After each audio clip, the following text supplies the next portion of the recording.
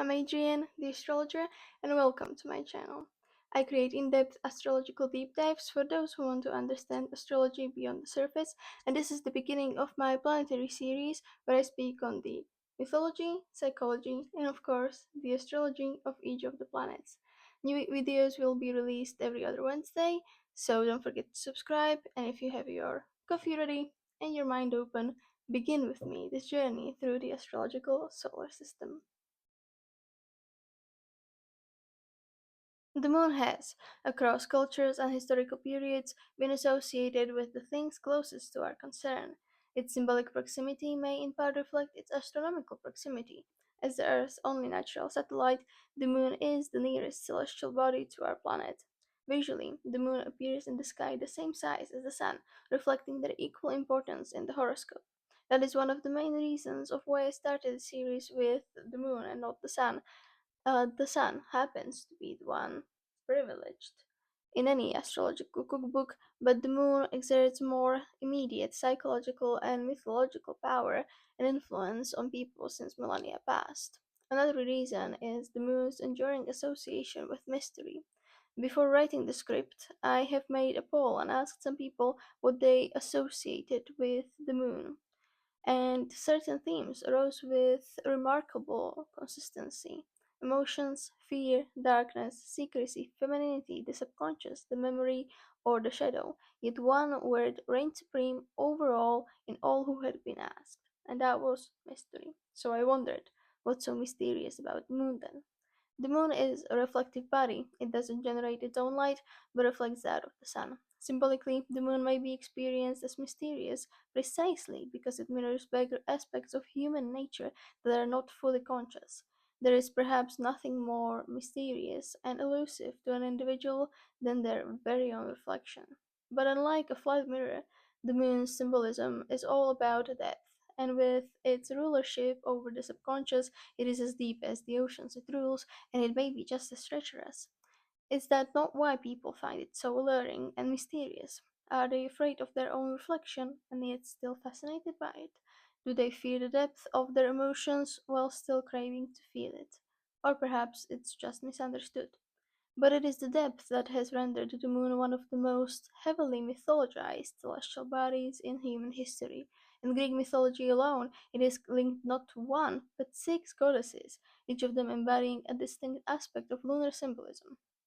Similar lunar deities appear across Mesopotamian, Egyptian, Mesoamerican, East Asian, and European traditions. I would even venture out so far as to say that every single culture on the earth had some sort of a lunar goddess. The moon's phases provided ancient observers with a beautiful cosmological drama of death and renewal. To this day, the lunar cycle is miraculous to watch. The full moon, in particular, has extended a powerful imaginative hold on us, its luminosity appearing almost hypnotic, its presence in the night sky invoking both fascination and unease, as if it were a mysterious creature watching us from the darkness of the night sky. Some of you may disagree with that statement, as we live in the modern world where our phones hold the bulk of our attention. So the clouds traveling over the full moon in the night sky may not feel so otherworldly anymore. But let's go back to Neolithic times. For Neolithic humans, unmediated by artificial light and digital distractions, the moon was not a distant celestial ornament. It was a tool for survival and a symbol through which reality itself was understood. And it was also a nocturnal dominant force. Long before writing in calendars, the lights in the sky made timekeeping and navigation possible. The first timekeeping usage of the moon may have been to keep track of women's menstrual cycles, as the cycle of the moon and the cycle of menstruations are the same length on average.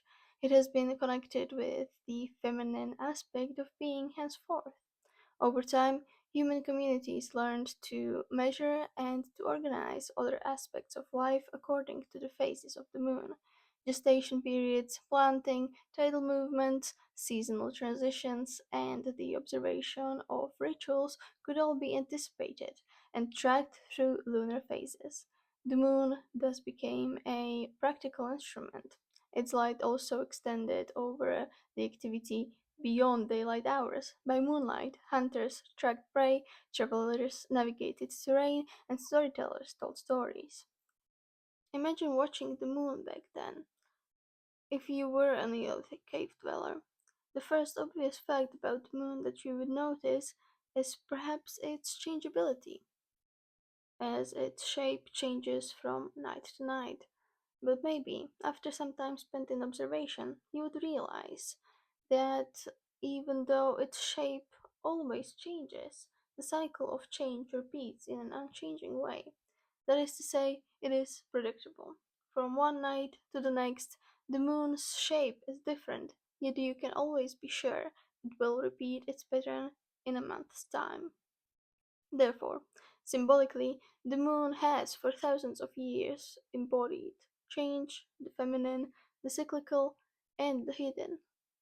Unlike the sun, the moon visibly dies and is reborn every month. For the cave dweller, this made the moon a natural guide between the worlds.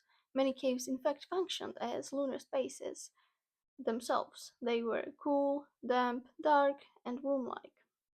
They represented a retreat from the dangers of the outside world, safe havens, the first homes, you might say. At the same time, the moon presents a paradox. Although cyclical and predictable, it is not entirely dependable. Its light can vary in intensity and can be obscured by weather. So, if you were an ancient hunter or traveler, the moon would and could have meant the difference between life and death, but its assistance was periodic, uncertain, unreliable, even on a full moon. That is still the case today. The last full moon I tried to charge my crystals, and the sky was overcast. What a betrayal! So, if you were an ancient hunter, the betrayal would have been much more severe. You may have expected the moon to illuminate your path whilst hunting, but the heavy clouds were blocking its light. And that's a sure way to fall into trouble. Bigger trouble than not having your crystals charged. So, it is safe to say that, in early cultures, the power of the moon was enormous. It certainly still is in some non industrial places on the earth. It holds sway over the night. And those of you who have watery moons or have an abundance of Cancer placements in your chart must recognize the power of the moon on your own emotions, especially on the full moons. That's when we are more sensitive, irritable, and things usually come to a head. The moon has been connected to the non rational side of life for a very long time. That's why the moon makes us think of magic, of lovers, but also of lunatics, deriving from the Latin word luna. Lunatic literally means insane, originally affected by an intermittent kind of insanity supposed to be brought about by the changes of the moon. That probably refers to the intensity of the emotions arising during the full moons, as well as old tales about people being turned into werewolves and vampires, or about individuals going mad if the light of the full moon shone upon their face. I myself can never sleep when the moon is full, especially if it shines upon my face. I don't get turned into a werewolf, but I certainly am an insomniac, which is its own kind of lunacy, I suppose. Thus, the moon's mystery is not merely poetic projection, it emerges from a convergence of astronomical fact, human psychology, biology, history, and mythological development. Honestly, who knows what else, too? As the planet closest to Earth, cyclical, reflective, and intimately tied to tidal and biological rhythms, the moon occupies a unique symbolic position. It stands at the threshold between the visible and the invisible, the conscious and the unconscious, the personal and the collective. When examining the moon's mythological development, we have to consider the lunar deities who embody its symbolism. Across cultures, the most often appeared in a triad, reflecting the distinct phases of the moon, the crescent, full, and dark. This triadic form has often been interpreted as corresponding to the three feminine archetypes. The waxing crescent moon, delicate and shaped like a bowl, has commonly been linked to the goddess Artemis. Artemis's roots most likely reach down to Asia Minor, where she was known as the mistress of beasts, frequently shown as a winged figure holding two lionesses or other two wild animals, symbolizing her control over the wild. Mistress of beasts in time developed into Artemis, the goddess we know her as today. In Greek mythology, the daughter of Zeus and Leto and twin sister of Apollo, Artemis is the fiercely independent virgin goddess of the hunt, childbirth, and guardian of young women, children, and animals. In her role as guardian, she presided over women's transitions from girlhood to womanhood. In archetypal terms, she represents the maiden autonomous and complete in herself. On the other hand, the full moon, rounded and luminous, has been linked to the fertility goddess Demeter, mother of all living things and sustainer of life. Demeter represents the mother archetype, and above all, Mother Earth herself. She is the embodiment of the mature phase of a woman's life, and in this context, we could also mention Hera too, as a representation of the full moon and her role as wife and matriarch. Anyway, the most widely known myth associated with Demeter concerns the abduction of her daughter Persephone by Hades. Overcome with grief, Demeter was too distraught to take care of the earth, causing it to wither and die. However, with the help of Hecate, she was reunited with Persephone in time, and the earth prospered once again, illustrating the most powerful of emotions and forces, the strength of the maternal feeling. Then at last, with the waning and eventual disappearance of the moon into darkness, attention shifts to Hecate, bringing about the dark phase of the moon. That's when Hecate, the crone and sorceress, holds sway over the night. Associated with crossroads, thresholds, and the dark, Hecate represents the older, post-menopausal wise woman. She is linked to occult knowledge and is omniscient. In her role as the underworld goddess, she looks after the souls of the dead. On that note, I should clarify that in terms of the Greek pantheon, she is not really a goddess in the traditional sense. She is a titaness, meaning she is much older than the other Greek gods. And unlike her Titan peers, she was not cast down into Tartarus. Instead, she was honored by Zeus and allowed to retain her dominion over the earth, sea, and sky. One could, and I will, make a case for Lilith as being represented by the dark moon phase, especially the part when the moon is no longer visible, as she has been associated with the most transgressive and feared aspects of the feminine, the shadow dimension, if you will, destructive, autonomous, and worst of all, uncontrollable. Lilith has been called a demoness, a seductress, a baby snatcher, no less. So, is she a demon, or was she just demonized? In her role as Adam's first wife, she decided to flee Eden, paradise, to live in a dark cave, becoming the first woman who said hell no to the idea of being controlled by a man. I call her the first feminist icon, not a demon, and yet she remains misunderstood and demonized to this day, just like the darker aspects of femininity. I need not bring into it the fact that she is associated with nocturnal animals, especially the owls, which the moon rules. Moreover, she is represented by the snake, which has been the animal representing women for millennia, as well as the most demonized animal ever, probably. You get my point. Persephone herself may be viewed through the lunar lens as well. As queen of the underworld and daughter of Demeter, she moves between realms, mirroring the moon's disappearance and return. So I would associate her with the new moon phase as well as the crescent moon phase, insofar as her myth is really about her transforming from a girl to a woman, echoing some of the attributes of Artemis's mythology. One last mention of a Greek goddess associated with the moon is the Greek titaness Selene, who is herself the very personification of the moon. I'm only mentioning her in passing, as she's not really a lunar deity, but the moon itself. She is the sister of Helios, the sun itself, and Eos, dawn. She was worshipped at both the new and full moons, which is also reflective of the fact that she cannot be said to rule only over one part of the lunar cycle, as she embodies it in its whole entirety. Moving further beyond the Greek tradition, other lunar goddesses include Roman Diana, Shakti in India, Isis in Egypt, the Slavic Devana, West African Imoya, and Selu among the Cherokee.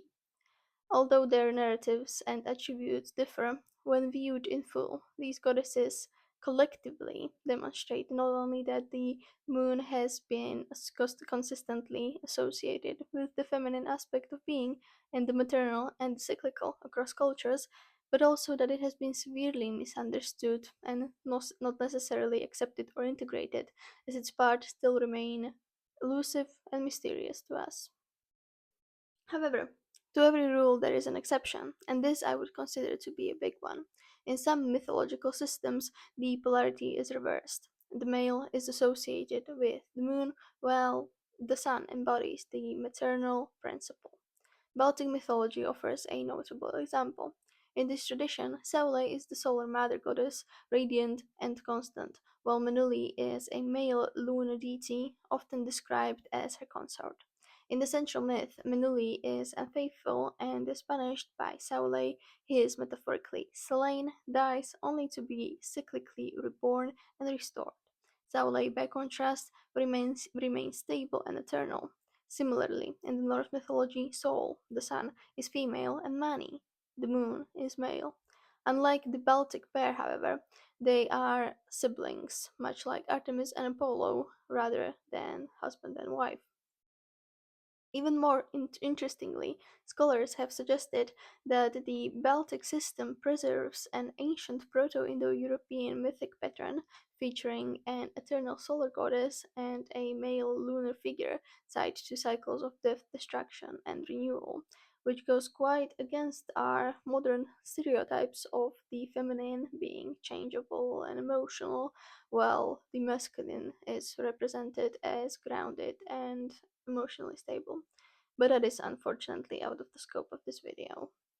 Nevertheless, a persistent association between the moon and death is visible across several cultures too. But this is not death understood linearly but cyclically, expressed by the moon's relationship to the sun, the cycle of the new moon, waxing full, waning, and ultimately the death of the light in the sky.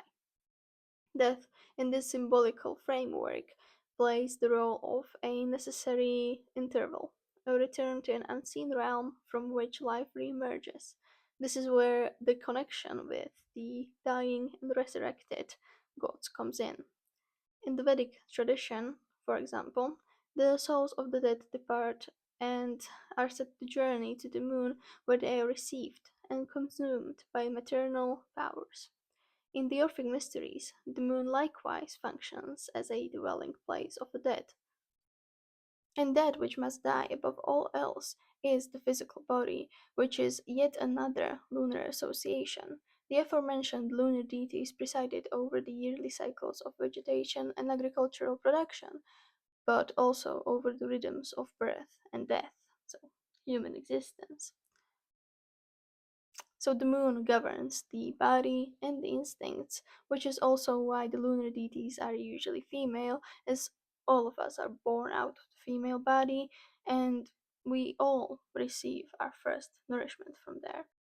In olden times, the lunar cycle was called the Great Round, reflecting its connection with fate and events which unfold beyond our control in repeating patterns.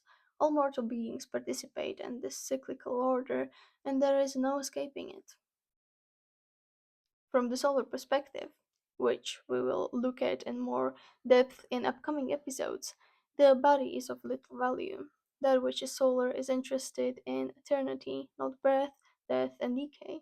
The world of the body is transcended, and we are immortal, and life is full of meaning. Yet an exclusive identification with the solar viewpoint risks disconnection from the day to day flow of existence. That is to say, disconnection from reality itself.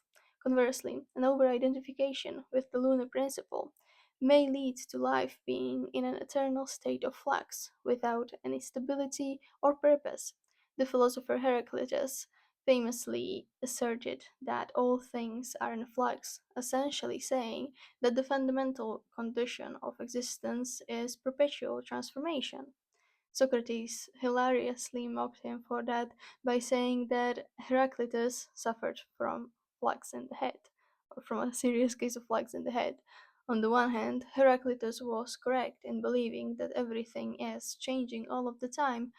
On the other hand, Socrates was fair for making fun of it, because if we are disconnected from our solar purpose, we can get lost in this seemingly meaningless existence and suffer from some flux in the head ourselves because of it. That is why we need both the sun and the moon. The moon's symbolism exactly opposes, complements, and balances that of the sun. The sun is spirit, the moon is all soul. One is masculine, the other is feminine. The sun is yang, the moon is yin, the passive, and the active principles, and you need both to survive and thrive. Each of us is different, however. Those whose charts emphasize the moon may experience reality primarily through its cyclical and fluctuating dimensions. For them, safety and continuity will be of paramount importance. Others may incline towards the abstract solar quest for meaning, something and sometimes at the expense of ordinary life. The task, therefore, is not to privilege one luminary over the other, but to cultivate a dynamic equilibrium. Their integration allows for both meaning and continuity within the human experience. Our modern Western culture has lost touch with the power of the yin. Most of us strive to go out into the world to master it. We do not understand the way of waiting and of learning to fit into the greater whole. The only role we completely respect is that of mastery, the mastery of nature, the mastery of the universe, the mastery of ourselves, or even of other people. However, the moon represents energy of an alternative path, that of becoming a part of, belonging, of creative submission to that which we will gain nothing from mastering. By saying so, I am not saying that the lunar path is better.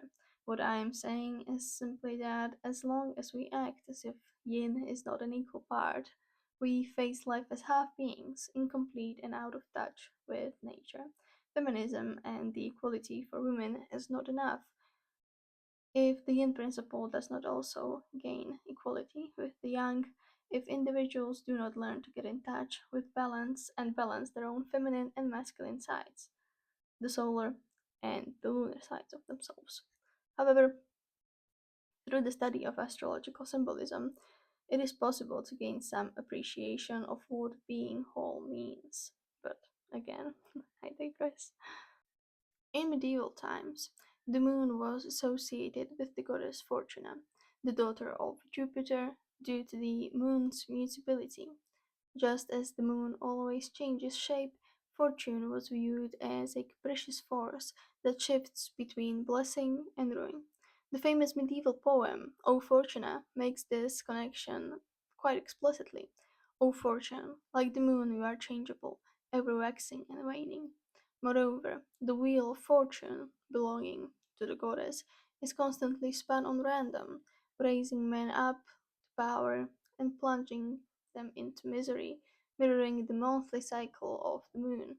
This idea was greatly popularized by Boethius in his work on the consolation of philosophy. Boethius wrote, I know the manifold deceits of that monstrous Lady Fortune, in particular her fawning friendship with those whom she intends to cheat, until the moment when she unexpectedly abandons them and leaves them reeling in agony beyond endurance. In this quote, we can see reflected the unreliability and the cyclicality of the moon. Fortune is changeable, ever waxing and waning, just like the moon.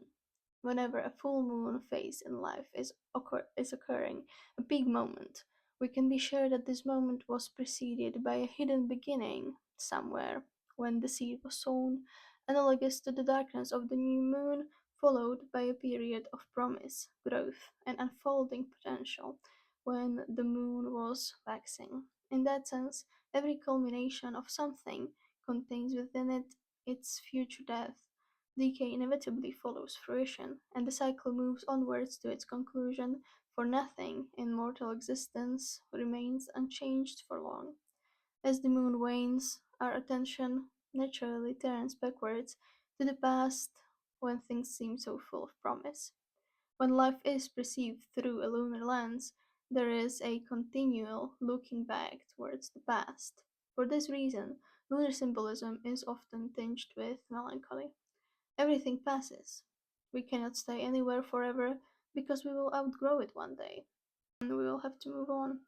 And so each cycle ultimately returns to the darkness of the new moon, the point of dissolution, before new life and new potential can arise. The cyclical pattern can be observed across many dimensions of human life. Finances fluctuate, friendships and romantic relationships evolve and dissolve, creativity waxes and wanes, hormonal rhythms shape bodily experience, health itself follows periods of vitality and decline.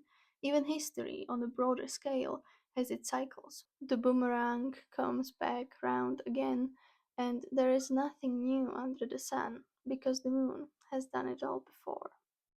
Such an experience of life may be described as matriarchal in orientation, as it mirrors the stages of conception, pregnancy, birth, maturation, aging, and death. Within this symbolic framework, the matriarchal consciousness prioritizes harmony with natural cycles over individual will, which seeks to transcend it. However, while this perspective can be easily idealized, we need to realize that not everything that glitters is gold. A purely matriarchal consciousness disregards the importance of the individual, autonomy, and self expression, elevating instead the family and the tribe. In such a system, ethics are absent, only instinctual needs are present. Thus, the preservation of the species becomes of paramount importance, and not much else is of importance really. This is how we can begin to peek behind the curtain at the darker dimension of the moon. Cultural projections, misogyny, have often attributed qualities such as manipulation, emotional volatility, treachery, or instability to the feminine. Yet, these characteristics are not inherently gendered, as they will be found in any person whose horoscope is strongly lunar. Indeed, the ambivalence surrounding lunar deities frequently reflects this duality. Many of them appear simultaneously as protectors of children and as child snatchers, an expression of the same cyclical power that both generates and withdraws life. Mythological representations of primordial motherhood further illustrate these themes. Earth goddesses such as Gaia or Demeter personify the living earth itself. They embody the generative principle present throughout nature, presiding over conception and birth. The archetype of the Mother Earth thus symbolizes the capacity of nature to sustain and perpetuate life. A parallel image appears in the biblical tradition in the figure of Eve from the Old Testament. Her Hebrew name, Heva, is commonly interpreted as meaning life or living one, reflecting her symbolic association with the origin and continuation of life. In this sense, Eve, like Gaia and Demeter, can be understood as another manifestation of the same archetypal motif, the maternal principle through which life enters and is sustained within the material world. What then constitutes a child's first experiences of the world? Fundamentally, it is the experience of the body. During the earliest weeks and months of life, existence is dominated by sensation and the immediate needs of the physical organism. Infants are primarily concerned with sleep, nourishment, and the experience of safety and nurturing contact. When these most basic needs are adequately met, the child tends to experience a state of contentment, and the world is perceived as secure and supportive container for their existence. So, in symbolic terms, the lunar principle is present from the very beginning of life, in marked contrast to the solar principle or the ego, which emerges gradually with maturity. What exists initially are needs, particularly the fundamental requirements for survival, protection, and care. When these needs are sufficiently fulfilled, a basic sense of trust in life may develop. Conversely, when they are not adequately met, the result is often anxiety, a pervasive feeling that the world beyond oneself is not safe and that potential harm may rise from it. In adolescence and adulthood, when we are feeling anxious and need to feel safe again, we turn back to the moon, this inner earth mother, and the very principle of nourishment and life perpetuation. Thus, the moon's natal sign and position and house position offer a precise description of what kind of things give us a feeling of safety. Maybe some examples would be helpful. Let's say the mental connection and communication within a romantic relationship would bring about the calming of anxiety if you had Gemini on the descendant, Gemini moon on the descendant, or being submerged in books and scriptures if you have the moon in Pisces in the ninth house. Moon in Capricorn in the second, on the other hand, would be feeling safe working on their personal resources. And one last example, Moon and Leo in the 10th, which is perhaps a bit on the nose, but I would be probably the only individual who would feel safe at the center of attention in a public setting.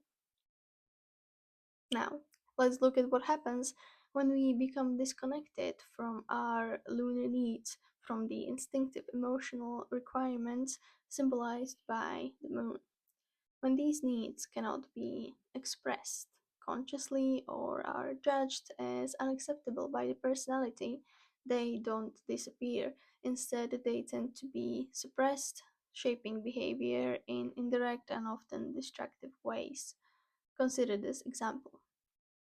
Imagine someone who has the moon in Libra, whose emotional well being is closely tied to beauty, harmony, and aesthetic pleasure.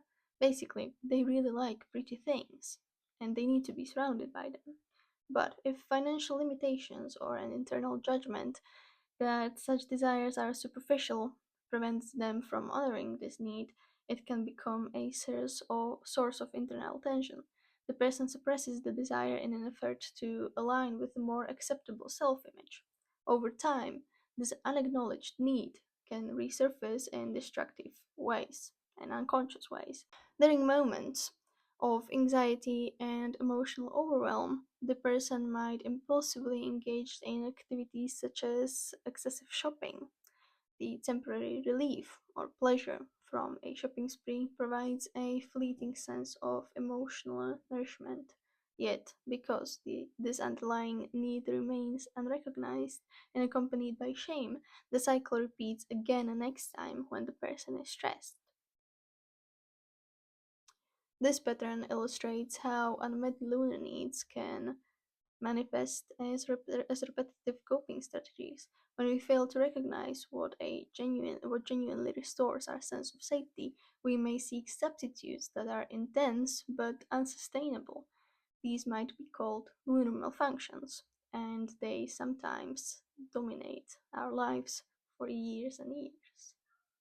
Another obvious example of a lunar malfunction is compulsive eating.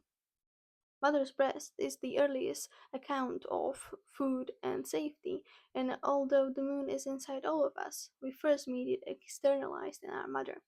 If mother is not there to feed us, our primal fear of extinction is triggered, leading to food binging. Probably all eating disorders could be considered to be lunar malfunctions.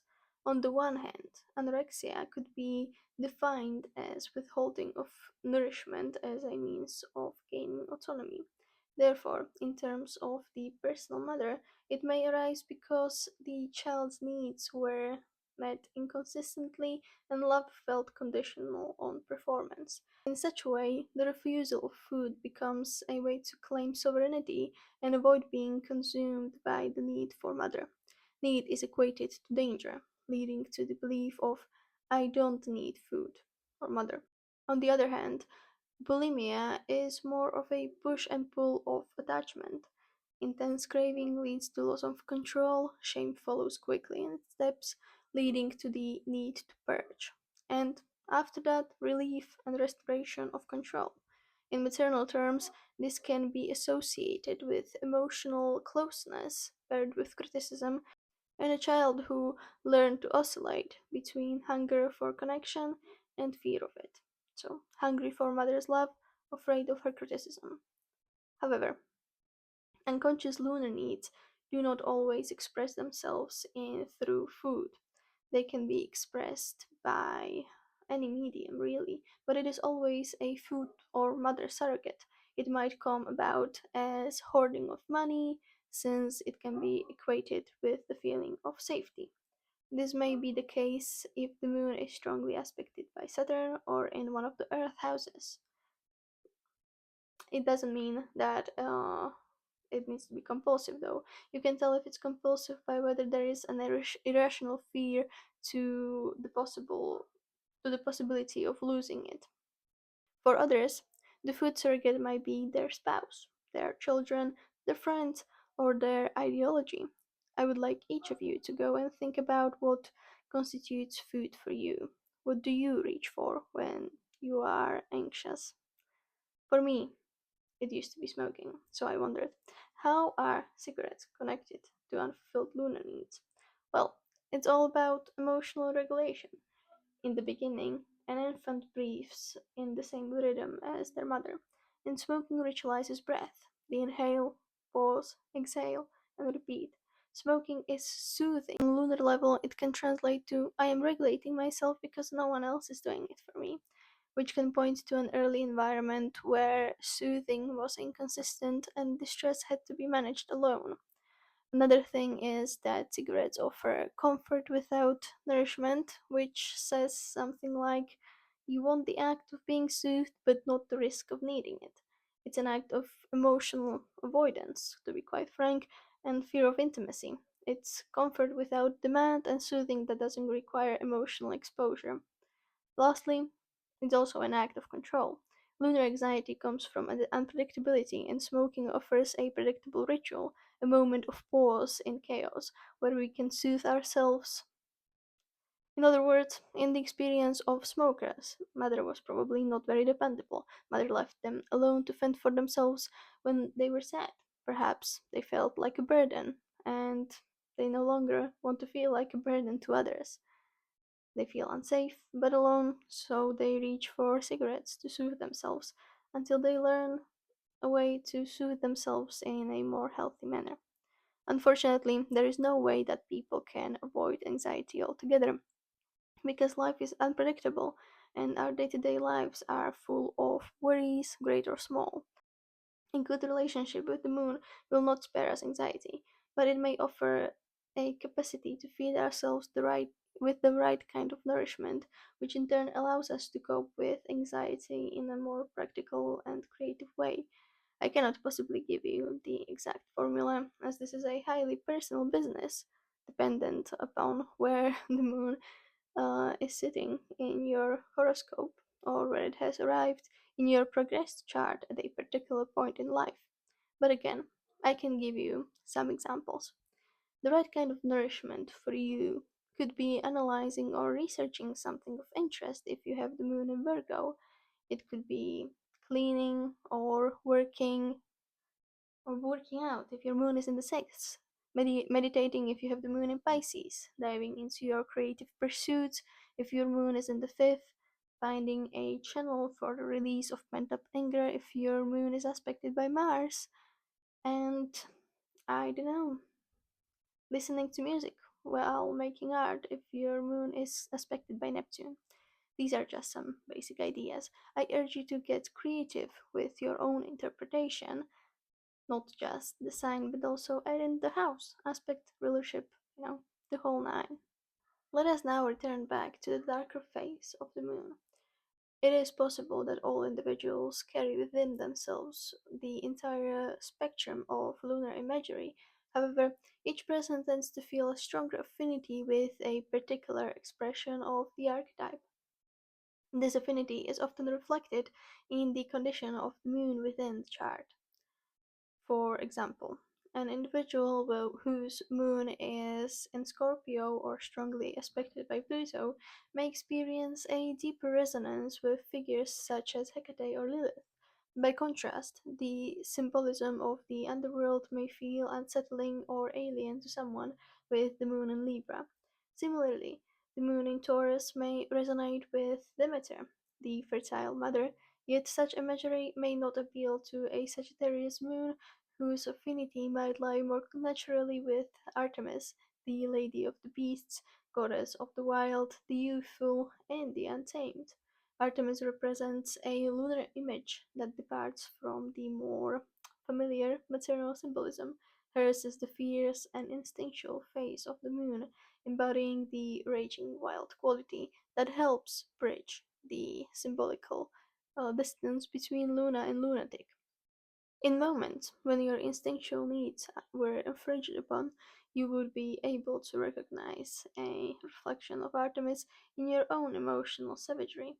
The wolf is also her creature, as is the myth of the werewolf.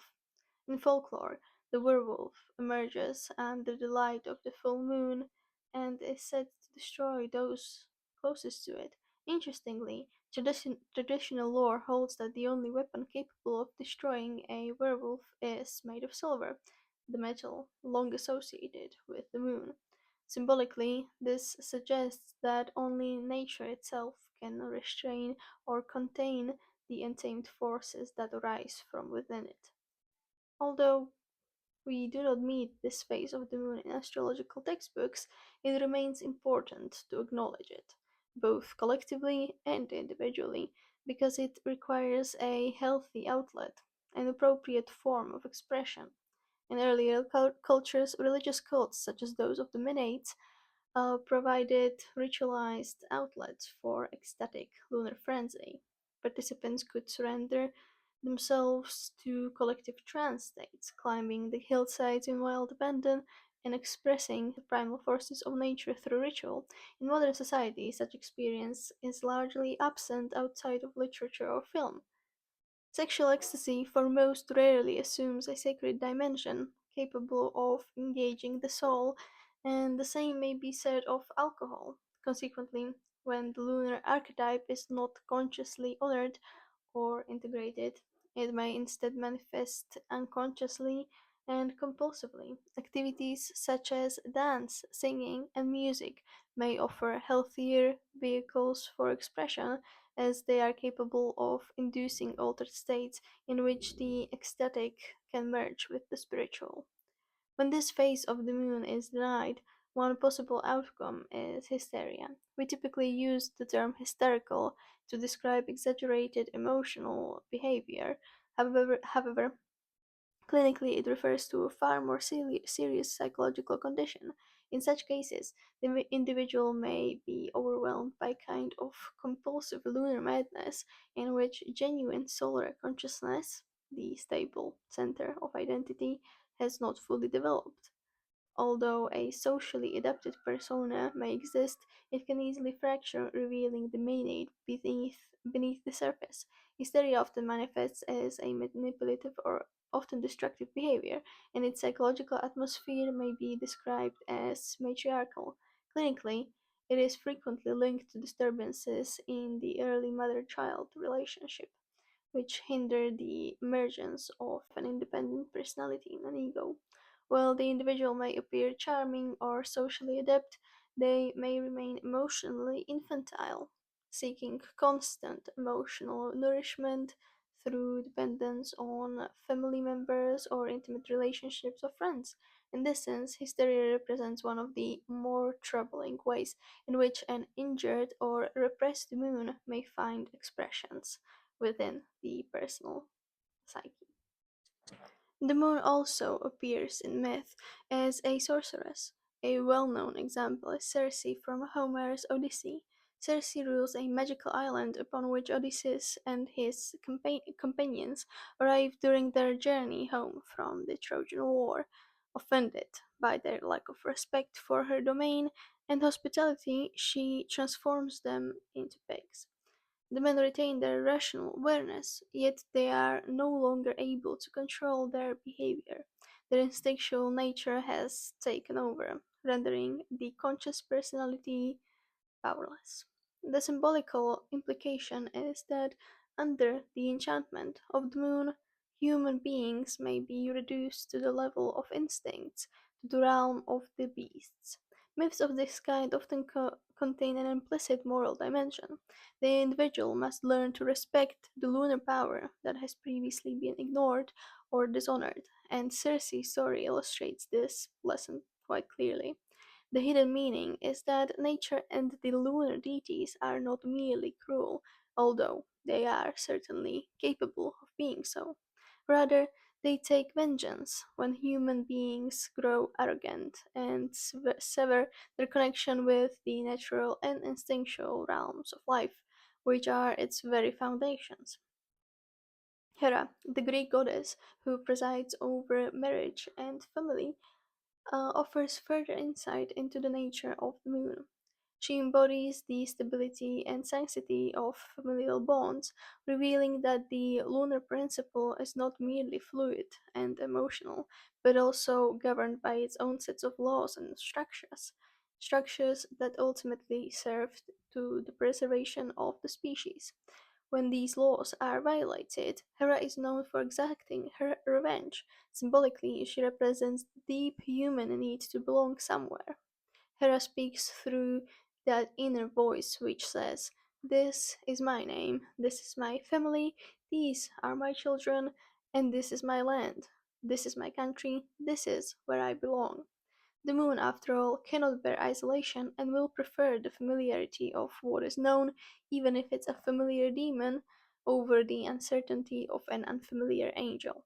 In psychological terms, this is Hera operating within the psyche, placing the value of roots, continuity, and tradition before the pursuit of purely individual fulfillment. Like all archetypal forces, this lunar need carries both constructive and destructive potentials. Without some relationship to its roots, any society risks descending into anarchy. For this reason, every nation develops its own mythology and origin stories that bind individuals to a collective past. When these narratives and structures collapse, societal chaos frequently follows, often accompanied by destructive behavior that can ignite witch hunts or collective scapegoating, and eventually paved the way for authoritarian figures who promised to restore order. History provides numerous examples of such dynamics. The Germany after the First World War, France in the aftermath of the Revolution, or Russia following the upheavals of 1917. In Germany, the devastation of the war left the population financially ruined, humiliated, and ready for a figure who promised the restoration of national dignity. Similarly, the violence and instability following the French Revolution created the ideal conditions for the rise of Napoleon. The pattern is clear. The human need for belonging doesn't simply disappear when consciously rejected. Instead, it often reemerges in disguised forms. Even the most enlightened individuals may become clannish and intolerant when the surrogate structure that provides them with a sense of belonging is threatened. By surrogate structures, you may understand a political ideology, a philosophical system, or spiritual movement that functions psychologically as substitutes for the family or tribe. A good example is that of Marxism in Eastern and Central Europe, which was supposed to, in theory, liberate the people from the oppressive structures of the Tsarist regime in Russia and other absolutist monarchs in the other countries. In practice, however, it became a root surrogate. The party gradually transformed into the role of the family, and its members were expected to display loyalty and obedience akin to that demanded within a strict household. Psychological dynamics of this sort may emerge both within collective systems and within individuals who consciously reject this dimension of the lunar archetype. However, that is not to say that everyone has to be deeply attached to their culture, their religion, race, or family. In certain circumstances, psychological survival may require separating yourself from these influences, particularly if they stifle your growth, as they often do. But in any case, we cannot just dismiss this ancestral foundation until the conflict and its pain were made conscious, as someone or something will inevitably replace the lost sense of roots and community. It is therefore worthwhile to ask ourselves what provides a sense of family, continuity, and connection with the past in my own life. This question becomes especially important for those who have consciously rejected their familial or cultural heritage, whether for ideological or personal reasons, because the moon often attempts to construct a safe and enduring sense of family elsewhere in life. This may manifest as an unconscious clinging to romantic partners, jobs, or even their children. If lunar roots are absent within, they will be sought without. If this process remains unconscious, it can become compulsive and imprisoning, leaving one puzzled as they remain trapped in unsatisfying relationships, for instance. A possible resolution lies in cultivating a genuine appreciation for this constructive element of one's past and recognizing how they continue to shape the present. In doing so, Hera can finally find a place within the psyche that she can call home. A related dynamic may appear in the psychological development of women who experienced emotional neglect during childhood. In such cases, there may be an unconscious attempt to compensate for the absence of maternal nourishment by identifying with the archetypal lunar goddess herself. Many women strive to find the security of the lunar mother within and by embodying her outwardly. However, when we experience deprivation, we often respond in one of two ways, either by hoping that another person will supply what is missing, or by becoming an exaggerated version of the very thing we lack within ourselves. When we feel inadequate, we may attempt to borrow the magical power of the archetype to compensate for our perceived lacks. However, this approach is flawed because archetypal power is not ever truly ours. If such energies are not mediated through the development of one's own individuality, they can easily overwhelm us. Identification with an archetype may strip us of our free will and personal responsibility. Consequently, a woman who unconsciously identifies with the lunar goddess may become deeply destructive without even realizing it. When one identifies with a deity, one does not inherit only the benevolent aspects, one inevitably acquires the entire archetypal complex, including its darker and more formidable expressions. The moon in several signs seems to have an affinity with Hera. The moon in Capricorn as well as Cancer, moon in Taurus, moon in aspect to Saturn. The moon in such homey signs has quite a resistance to divorce, as they would rather endure unhappiness than break apart their families. But when their lunar needs are being met, the best qualities of these signs show themselves. Capricorn's sense of responsibility, Cancer's compassion, Taurus's gentleness and patience. This is Hera as the beneficent deity, guardian of the home. However, the outer planets may often challenge the moon's more traditional ways of expressing itself. Individuals whose natal charts contain difficult aspects between the moon and the outer planets, Uranus, Neptune, or Pluto, may often experience a certain antipathy towards instinctive life. In many cases, their natural rhythms, emotional responses, and bodily instincts do not function in the way they might for others. Yet, this very difficulty frequently reflects a task, the struggle to develop new forms of behavioral rhythms and new ways of living their daily life. They have a gift for transcending the ordinary and expanding their awareness towards new unforeseen possibilities, and this gift plays out in the day to day life and its struggles, because that is the arena of the moon. And because these people are unable to live life in an ordinary way, they are often compelled to create original methods of existence in this world through new rituals and routines. So, aspects from the moon to the outer planets make us grow beyond our own personal story. They are evolutionary, in a sense. The individuals with such aspects are called to reach out beyond the bounds of family, home, and country, and it is this part of themselves which is foreign to the ordinary instinctive tribal life, which must reach out and touch those who are also foreign, as it is easier for them to find understanding with those who are dispossessed to similar extraordinary rhythms. In that way, new families are formed. Let's look at Moon Uranus aspects, for example. If you have Uranus aspect in your moon, you will need to include Uranian values and activities into your lunar expression, meaning into your day to day experience of life.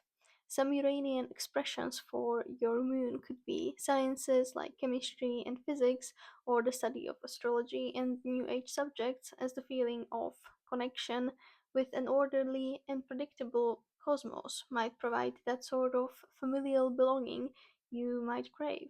So, astrology, or any other of these subjects, becomes a kind of heavenly mother. Now, in terms of synastry, when another person's planets form strong aspects to your moon, they will inevitably awaken your emotional nature.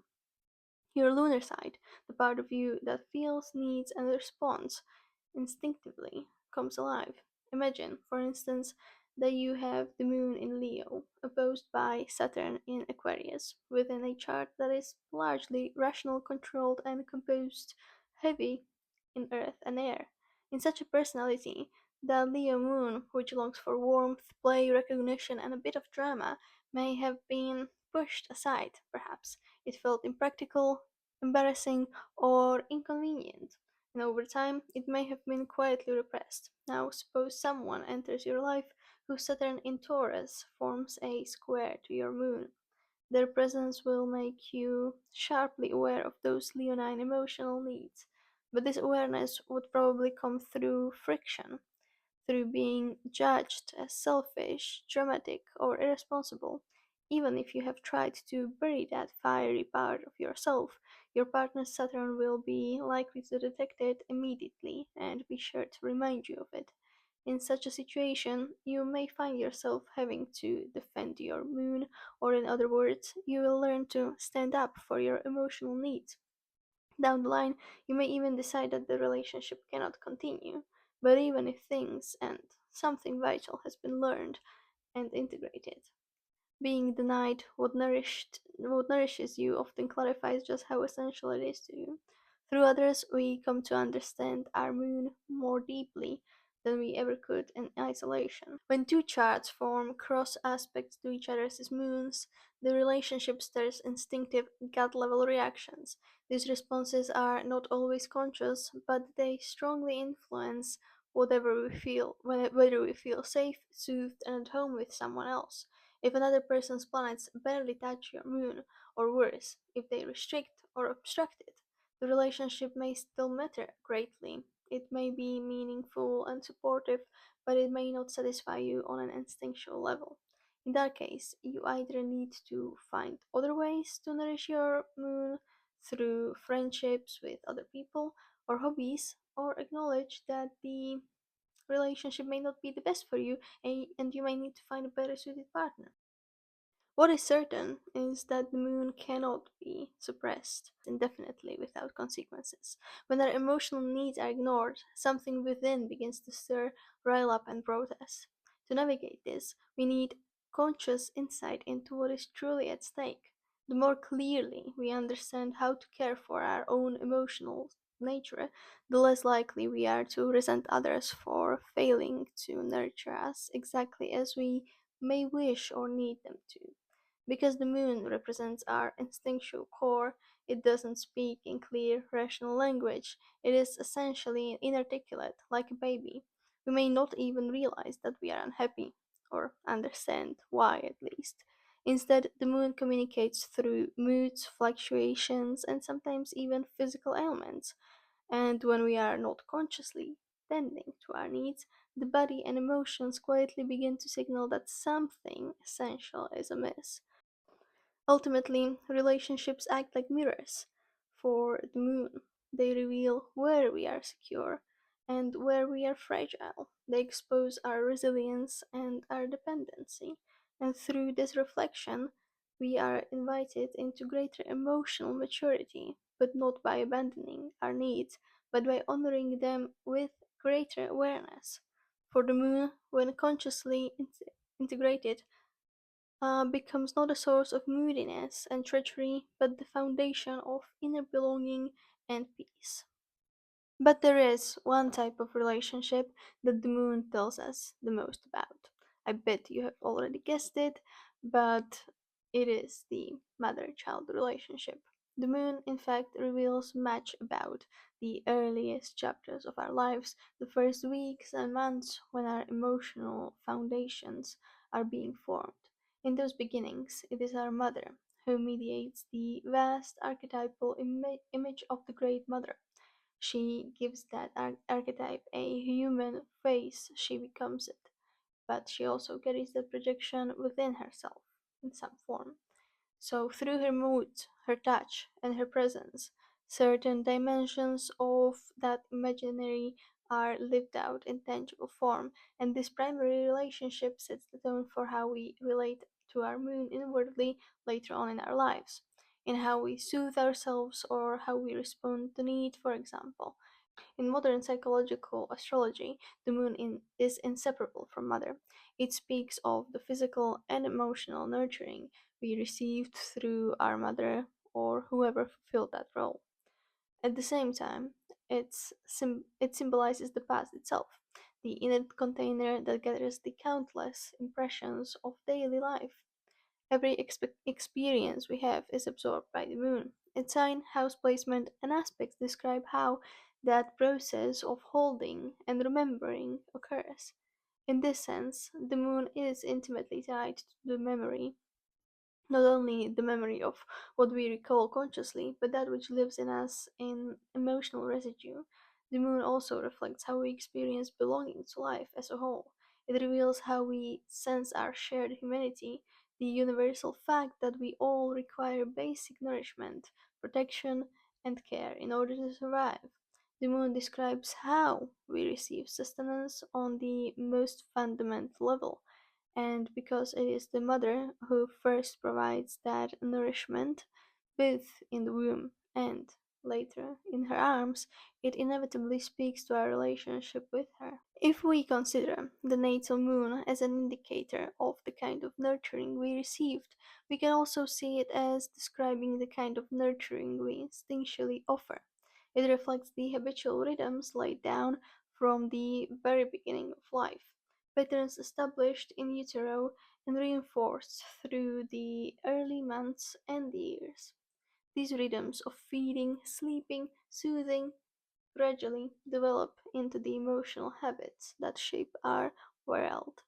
The early maternal experience, along with the daily rhythms formed around it, become the soil from which the individual psyche grows.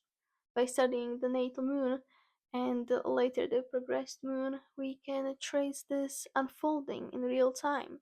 The natal moon marks the starting point. The progressed moon acts as a kind of inner compass, indicating where the soul or the psyche is currently traveling and what it is seeking to integrate. Through its movement, we can observe shifts in emotional focus and needs. It is important to note that no lunar configuration in a chart signifies a bad mother, at least not in modern psychological astrology. Rather, some archetypal patterns might very easily clash with the needs symbolized by the moon, making nurturing more complicated. A mother may have struggled to embody these motherly energies constructively. You know, mothering may have not been very natural for her personality. When this is the case, the task eventually becomes our own, to mother ourselves in a more conscious and creative way. The moon doesn't simply describe the mother's qualities, which are sometimes lived out, many times are repressed, but also the child's inner emotional makeup. In a sense, it represents a kind of shared substance between mother and child. However, the moon doesn't assign blame. It just reveals a pattern, and that pattern becomes the foundation in which the individual psyche begins its journey. Let's give ourselves an example. If your moon is in Gemini, it symbolizes a need for curiosity and social interaction. These traits could belong to both you and your mother. Ideally, a Gemini moon is nourished through dialogue, through being listened to, engaged with, communicated, and mentally stimulated. Emotional safety, in this case, comes through communication. But what if your mother struggled to express her own mercurial nature? If she expressed it, or only expressed it more negatively, she may have had little patience for a child who embodied these qualities. Your natural inquisitiveness and restlessness might have irritated her, especially if they touched parts of herself she felt uncomfortable with or unable to express. Now imagine Saturn squaring the Gemini moon. This could suggest a maternal atmosphere shaped by duty and anxiety. Perhaps your mother felt burdened by responsibility or afraid of seeming like a bad mother. Her own ability to enjoy herself may have been stifled, and as a result, your need for intellectual exchange and curiosity may have met criticism or emotional distance. Over time, you internalized this conflict. The conflict between your lunar needs and perceived expectations of the world became an inner struggle. A Moon Saturn square often reflects a shared dilemma: emotional inhibition, self criticism, or a sense of deprivation that may have colored your early bond. Outwardly, your mother may have seemed dutiful and self sacrificial, but she was emotionally unavailable. Most importantly, this pattern doesn't stay in the past. In adulthood, you may continue the dynamic within yourself, restricting your own moon with an overly harsh inner Saturn. Or you might swing the other way, which sometimes happens, with over identifying with emotional needs while neglecting self discipline. Awareness of this kind of conflict opens the door to balance. By taking responsibility for your feelings of deprivation, you can soften the harsher edges of the pattern and begin to integrate both sides more consciously. The moon can be read as a history book, telling us about your first experiences on this plane, according to the lunar transits. Moreover, the mythic tale told by the lunar signs and aspects is one which has often been inserted in the family psyche for generations. Oftentimes, we may marry a partner who carries similar lunar configurations to ourselves. Men do this especially as they tend to act out their relationship with their mothers, with their female partners or daughters. The instinctual needs of the family will seek fulfillment through all the members, as they embody a particular archetypal theme, and oftentimes take more or less destructive forms according to the degree of the unconsciousness and the repression present in the family. Each new generation has an opportunity to find resolutions which the previous ones could not, and that is how we redeem our past, by working on resolving these lunar conflicts.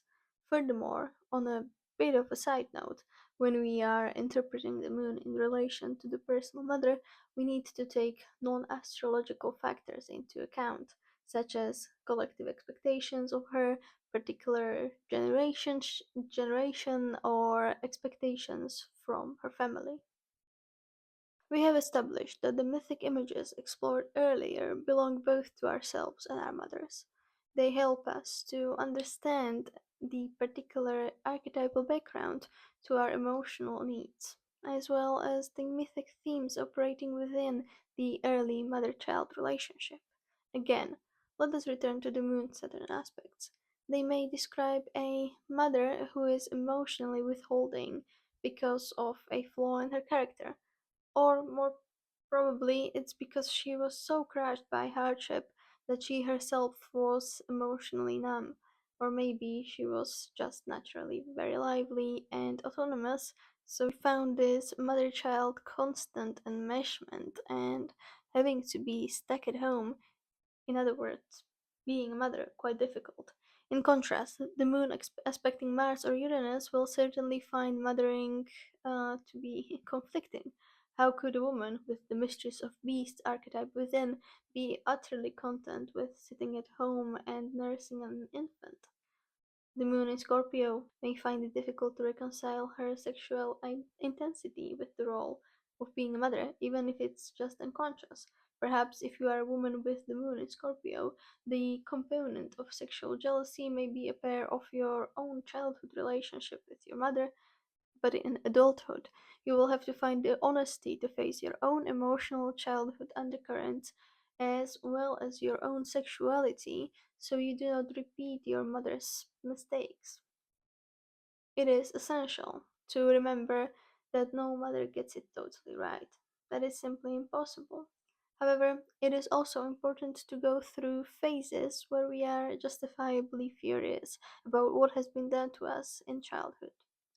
For loyalty to self sometimes and usually begins with righteous anger. But once we reach the end of the tunnel of blame and anger, it is terribly important to recognize that the lunar substance is shared between both mother and child, so that we can really forgive in order to move on. As we have seen, the moon is not always comfortably maternal. Demeter, one of the most reassuring lunar deities, can also scorch the earth and blight the crops when her daughter loses her virginity. This suggests we might need to redefine the word maternal to fully understand the moon. Lunar goddesses engaged in unusual activities like having sex with their sons and eating their children, which are not typically depicted in the media. But despite these unusualities, they all are faithfully representing the various phases of the moon. The moon is always in a sign, in a house, and in aspect. The sign shows the archetypal lens through which you first experience your mother. It describes how you related to her rhythms and what kind of nurturing registered to you most deeply. If your moon is in an earth sign, for example, what registered to you most profoundly were likely your mother's physical rhythms, how she held you, fed you, cared for your body, and established daily routines. The moon is fundamentally about rhythm, the timing of touch, the consistency of care, while you may also absorb her ideas, emotions, and passions, what truly nourishes an earth moon is stability and routine. From the womb onwards, you are taking in impressions, but you are also developing as a distinct individual, and the moon's sign shows what you are especially attuned to receiving. The moon seems to select something particular in the mother and attach to that element. Through it, we remember her. A water moon bonds through emotional depth. No matter how well the mother functions outwardly, what the child what the child registered were her feelings. The attachment is visceral, and the capacity to feel nourishment or abandonment is intensified. A fire moon absorbs the mother's vitality, imagination, and driving spirit. It responds to her enthusiasm and creative spark. And her moon takes in her ideas, language, and patterns of communication. Emotional connection is interwoven with dialogue, thought, and shared mental space. From birth onwards, the moon begins its cycles, touching every planet in the chart within a month, repeating this rhythm again and again and again. By the first year, it has completed 13 such cycles. These early repetitions shape the child's emotional patterning, so in time the moon will show both what the child needs and what it will one day offer in return. But alas, I need to mention one last thing. Although your moon represents your mother, through her it represents all the mothers and all the beings who have ever spawned on this earth. We are born out of this body, who was born out of another body, who was born out of another body, and so on. Thus, although the sun is the point in the chart which talks about your spirit, and eternal unchanging self.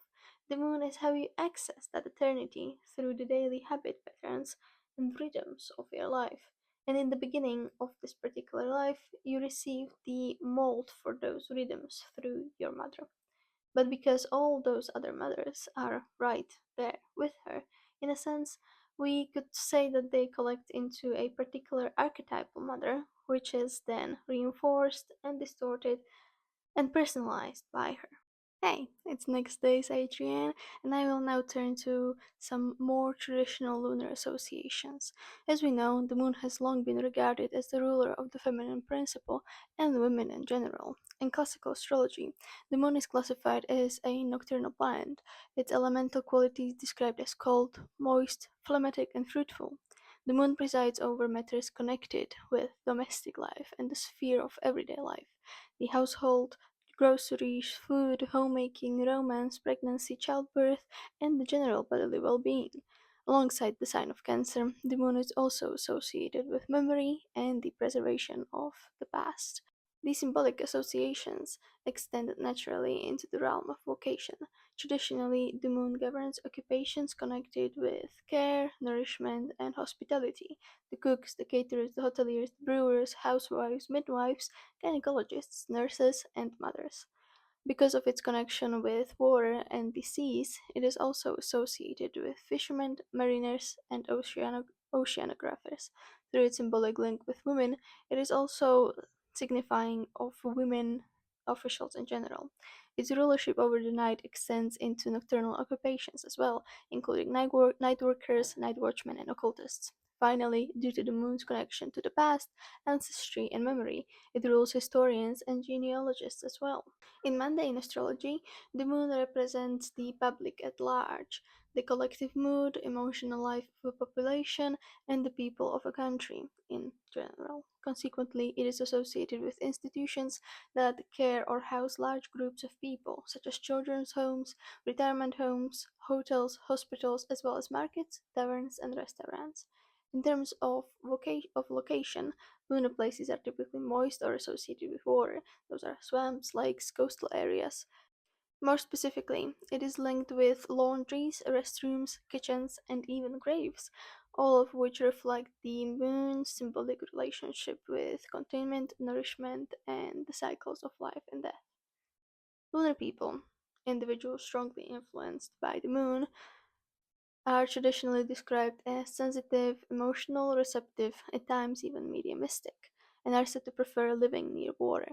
However, other qualities frequently associated with lunar people include capriciousness, impressionability, kindness, magnetism, mystery, popularity, sensuality, sentimentality, and protectiveness. The range of attributes is remarkably broad, isn't it? I view it as a reflection of the complexity and variability inherent in lunar symbolism. The moon is also the governor of the tides and the seas, and this relationship provides us with a metaphor for the ebb and flow of the human emotional life. Just as the seas rise and fall during the moon's influence, so too our emotions fluctuate from day to day. The monthly lunar cycle is very intimately connected with the tides, the growth cycle of plants, and our own biological rhythms, particularly the menstrual cycles. From a physiological perspective, the moon is therefore associated with bodily fluids and the lymphatic system, as well as with the containers of the body. Those are the stomach, the womb, the breasts, and the bladder. Traditional astrology also assigns the moon rulership over the eyes. In men, it is associated with the left eye, and in women, with the right eye. This distinction arises from the ancient doctrine that aligned the sun with the masculine and the moon with the feminine. In men, the solar force was thought to express itself directly through the right eye, while the lunar force operated reflectively through the left. In women, the arrangement was reversed. The lunar force was considered the primary luminary of the body and therefore expressed directly through the right eye, while the solar principle operated reflectively through the left. In essence, it was about which luminary was considered native to the individual's body. The moon has rulership over certain illnesses too. among these are cancer, depression, hypochondria, indigestion, disorders of the lymphatic system, and various forms of mental instability and delusion. These attributes reflect the moon's symbolic connection with bodily fluids, emotional states, and the delicate balance between psychic stability and fluctuation. The moon's rulership over nourishment is also evident in its association with food. The stomach and the breasts are biologically connected to being fed and nourished. Symbolically, the moon not only describes how we digest food, but also how we digest and assimilate life experience. Food traditionally linked with the moon includes watery fruits and vegetables that are pale or round in shape, such as the cauliflower. Dairy products, milk, cheese, and similar foods also fall under the lunar rulership, as do eggs, seeds, mushrooms, bread, and herbs in general. Flowers are likewise lunar, particularly those that are white or night blooming, such as the aptly named moonflower. In the animal kingdom, the moon is associated with most nocturnal creatures, such as owls, bats, and hedgehogs, as well as domestic animals that provide nourishment, such as cattle, chicken, and other fowl. Of course, mammals in general are considered to be lunar because they are milk producing. Rabbits, specifically, are connected to the moon because they are especially fertile, while animals such as deer evoke lunar symbolism through their crescent shaped horns. Creatures capable of changing their appearance, such as the chameleon, also carry some lunar symbolism as they reflect the moon's changeable nature. Cats, with their night vision and long standing tradition and connection with witchcraft, are likewise traditionally lunar. Let's not forget animals that are strongly representative of motherhood, such as elephants, bears, or whales. And finally, aquatic creatures such as fish, crabs, lobsters, and frogs are the most obvious lunar symbols through their connection with waters. Certain objects and materials are also under the moon's domain. Candles, for instance, are considered lunar because they illuminate darkness with their gentle reflected glow, echoing the moon's own light. Receptacles that contain or hold things, such as cups, cauldrons, chalices, coffins, shells, and bowls, likewise embody the lunar principle of containment. Even the letter C itself is quite lunar, resembling a cup if you turn it on its back. Unlike the sun, which radiates its own light, the moon shines by reflecting, leading us right to its connection with reflective materials such as silver, mirrors, pearls, and water itself. Silver, the most reflective of metals, has been used since antiquity for mirror making and thus became the moon's traditional metal. Aluminium, another highly reflective metal, is also definitely lunar, maybe even stainless steel, which is a metal often used to make cutlery. Stones associated with the moon include moonstones, opal, selenite, and various pale or white stones. Correspondingly, lunar colors tend towards gray, silver, sea green, white, pale, yellow, and iridescent or opalescent hues. One might, and I definitely will, reasonably add the soft blues and the whole range of shifting colors of the lakes, seas, and oceans. In contrast to the solar principle, which is often described as singular, direct, and masculine, the lunar principle is multiple, complex, and changeable, reflecting the phases of the moon. For this reason, some traditions symbolically associate the moon with the number 3. The triplicity of the lunar goddesses, Maiden, Mother, and Crone, is echoed throughout myth in the three fates who spin the thread of life, or the three witches in Macbeth. The motif of freeness is deeply embedded within lunar symbolism and within the mythology surrounding the feminine. Finally, the moon lends its name to Monday. This tradition goes back to the Romans, who named every day of the week after the seven visible planets in honor of their corresponding deities. The sequence began with Sunday, Dies Solis, the day of the sun. Naturally, the day that followed was Monday, Dies Lunae, the day of the moon. The remaining days followed the same planetary logic, Dies Martis, for Tuesday, and so on. Astrologically, the moon rules the past. early childhood, and basic instinctual needs and habits. It describes the conditions required to make one feel safe, nurtured, and protected. In this sense, the moon reflects one's fundamental emotional ecology, the patterns through which one might seek comfort, nourishment, and reassurance. Closely connected with this symbolism is the moon's relationship to the mother or primary caregiver. The moon describes how you experienced your mother and how you were cared for and fed. The moon's placement in the natal chart provides important clues about how you can learn to nurture yourself. It indicates the methods through which depleted inner resources may be restored so that you can remain responsive and compassionate to yourself and others. What makes a person safe, emotionally sustained, or psychologically fed will depend on the moon's position by sign, house, and aspect. Consequently, these needs vary greatly from individual to individual, reflecting the unique configuration of the horoscope. To elaborate further, the moon symbolically represents the mother and the infant in us all. So, firstly, the moon by sign, house, and aspect will describe how you experienced your mother. Did you view her as the giver of life, or the one who could at any point take it away? Was she the provider of nurturance, or was she the one causing you distress? Did she suffocate you or breathe new life into you? Was she the siren, the witch, or the dutiful mama bear?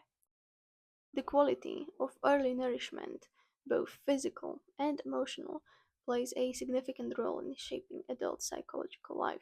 Adequately nurturing can foster a secure and well adjusted adult, whereas deprivation and inconsistency can leave lasting imprints upon behavior and emotional patterns. In such cases, the horoscope can function as a map for working through the past imprint on your psyche. When working with the chart in this way, it is important not to examine the moon in isolation. The MCIC axis, including the rulers of these angles and any planets located in the 4th and 10th houses, provide additional information about the parental environment and family dynamics. Even planets in Cancer can provide additional information. Secondly, the moon governs patterns of behavior and habit. In infancy, individuals gradually learn which signals or expressions successfully bring them the fulfillment of their needs. In adulthood, these behaviors usually continue as they have become deeply ingrained in their psyche. The moon is therefore particularly concerned with instinctive reactions, the responses that arise automatically and often without conscious deliberation. Questions such as, how do I react to hunger? How do I respond when I feel that I need something? How do I cope with change or emotional discomfort? They are all lunar questions. If you cannot answer these questions and recognize them consciously, the answers will certainly be found in your horoscope, in the moon's placement and its aspects. Thirdly, the moon has much to say about what we need as opposed to what we want, which is solar, in order to feel safe. It represents what we cling to for security, what gives us a feeling of centeredness and groundedness on this earthly plane. It shows what we instinctively link to for protection and stability. In this sense, the moon reveals our entire attitude towards protection, how we protect ourselves, how we protect others, and how we respond when others attempt to protect us. It also describes what we experience as comforting, familiar, and soothing. To illustrate, certain lunar aspects may manifest through characteristic coping responses.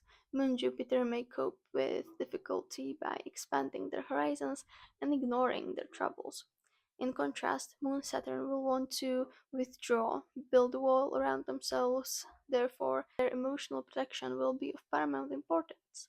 Moon Mars may fly off the handle, while Moon Mercury may, quite frankly, word vomit. Moon in Cancer may literally go back to mother, while the moon in Pisces may find solace in solitude and meditating in a bathtub. Moods and emotional states form another essential component of lunar symbolism. Human behavior is often closely tied to mood, how we feel about ourselves, about the world, and about the person with whom we are interacting at any given point. And how we feel will generally influence the energy we are sending out and the energy that others receive from us. Just as the moon reflects sunlight physically, it also symbolically reflects emotional energy within human relationships. It mirrors and responds to what occurs between individuals, creating a constant exchange of emotional feedback. Essentially, the moon may be understood as the planet of feedback. In fact, our capacity to nurture others is closely tied to the conditions of our own inner resources. One useful interpretive approach is to consider lunar aspects in terms of heightened sensitivity or sensitive to. For instance, a Moon Mars aspect might indicate sensitivity to conflict or discord, Moon Uranus a sensitivity to rejection or sudden disruption, and Moon Saturn a sensitivity to deprivation or emotional absence. The moon also governs our background, roots, and heritage. Because it is closely linked to memory, it is often described as the behavioral patterns that repeatedly draw us back towards the past, towards familiar people and places. And in old age, when people are in their autumn or winter days, they like to look back and reflect. So lunar astrology tends to be very active not only in childhood but also in old age. Closely connected to this theme is the moon's rulership over everyday life. The moon reflects how we attempt to maintain emotional and physical equilibrium through daily habits, routines, and rituals. These small but regular patterns provide the psychological structure through which we preserve a sense of stability. Moreover, the moon is closely associated with the home, particularly when we consider it together with the Mkweli. It can literally describe it. Whilst the IC describes the deeper foundations of personal life, the moon functions as a significator of the home's emotional atmosphere. Home, in lunar terms, is not merely a physical structure, but a place of safety where we can retreat to when we need to rest and recharge our batteries. It is also the base from which we venture out into the world to do solar things. Consequently, the moon may describe the environment and the atmosphere of the home, its aesthetic qualities, and even the emotional tone one brings into the domestic life. In the natal chart, the moon is also a significator of food and eating habits. In this context, several dimensions may be considered. 1. Food as a metaphor, how we sustain ourselves and others emotionally, the feedback we provide and receive in relationships. 2. Eating patterns, how, when, and what we eat. 3.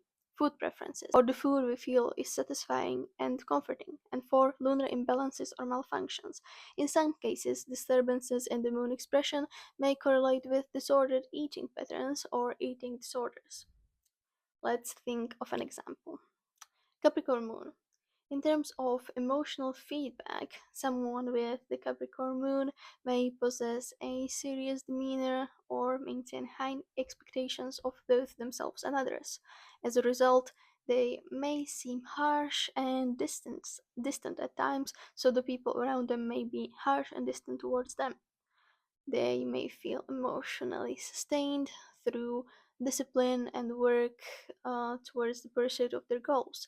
Their eating habits can be influenced by practicality and routine, shaped by necessity or by structured schedule. They may prefer crunchy foods, basically foods with firm textures, and they won't tend towards overeating unless other chart factors such as Jupiter influences encourage excess. They would be the type to whom anxiety ruins their appetite. If lunar malfunctions were present, they would manifest as a reluctance to feed themselves, perhaps due to some deep seated feelings of unworthiness. However, no single chart factor should be considered definitive in isolation, and remember that is always the case. You can't make definitive statements about someone based on simply one single placement. You have to take the whole chart into account and into consideration, and if something is true, it the thing will be repeated many different times across multiple chart indicators. Just like a detective, you need proof that needs to be substantiated many times over. What I am providing you here are just examples made in a vacuum without the nuance that will be present in specific natal charts. And finally, the moon plays a central role in predictive astrology because lunar phases, known as lunations, often act as triggers for events. These include new moons, full moons, eclipses, and to a lesser extent, the intermediate lunar phases. Lunations frequently activate conditions already present within the birth chart, bringing latent potential into visible manifestation. In practice, they operate in combination with natal aspects, transits, and progressions, transforming events in waiting into actual experiences within the unfolding rhythm of life. Let us now consider several interpretive guidelines, keeping in mind that the moon's meaning is shaped by its position, by sign, house, and the aspects it forms with other planets. Each of these layers contributes a different dimension to the lunar symbolism within the natal chart and will be interpreted differently. First, the sign of the moon provides insight into how we experience the maternal figure in our lives. It can reflect how we perceive our mother or primary caregiver, and it may also describe how we ourselves express nurturing qualities, particularly in parental roles. In this sense, the moon sign reveals something about both how we care for others and how we prefer to be cared for. Psychologically speaking, it relates to the anima image, the inner representation of the feminine principle that shapes our emotional expectations and relational patterns. Secondly, the moon sign describes the fundamental tone of our feeling nature. It indicates how we instinctively respond to events and to our environment, provided the moon is not excessively restricted or modified by difficult aspects. Individuals tend to react to life according to the qualities of the sign in which the moon is placed. The moon sign, therefore, provides an important key to understanding our emotional reflexes and habitual responses. Finally, the moon sign often reveals the psychological state or style of being that brings us comfort and a sense of security. It may show the emotional atmosphere in which we are most at ease, as well as the conditions we seek when we need rest, retreat, or sanctuary. For this reason, the moon sign can also offer clues about the style of our domestic life and the environments in which we feel most at home. While the sign describes the style of emotional expression, the house placement of the moon indicates the sphere of life in which lunar needs and sensitivities are most strongly expressed. The house often reveals where we are particularly responsive to the needs of others, but also where we may be especially impressionable or influenced by external circumstances. In this area of life, we tend to mirror or reflect what surrounds us, adapting ourselves to the emotional climate around us. The moon's house placement also points to where we are shaped by early conditioning and habitual patterns. Experiences connected to mother or primary caregiver are frequently tied to the themes of this house. It may therefore be described as the area of life in which family expectations, cultural values, inherited attitude exert strong influence. In some cases, it may also indicate where we are inclined towards regressive behavior, where we might become overly dependable, clingy to the past, or reactive in a childlike manner. At the same time, the house of the moon often represents a domain of life towards which we feel emotionally drawn because it offers a sense of belonging, comfort, and security. When we feel depleted or overwhelmed, it is frequently this sphere of life and experience to which we retreat in order to regain equilibrium. Finally, the house placement of the moon may also mark an area characterized by emotional fluctuations, because the moon symbolizes cyclical rhythms and changing moods. The life domain associated with this house often involves periodic ups and downs, shifts in feeling, and varying patterns of engagement. The aspects formed by the moon add yet another dimension to its interpretation. These aspects often color the anima image and influence the way the maternal archetype is experienced through early caregivers. For example, a strong connection between the moon and Jupiter might suggest experiences of generosity or emotional abundance, whereas moon Saturn aspects may indicate themes of restrained responsibility or emotional distance. In this way, the planets aspecting the moon help reveal whether the inner feminine image is being consciously integrated or unconsciously projected onto others.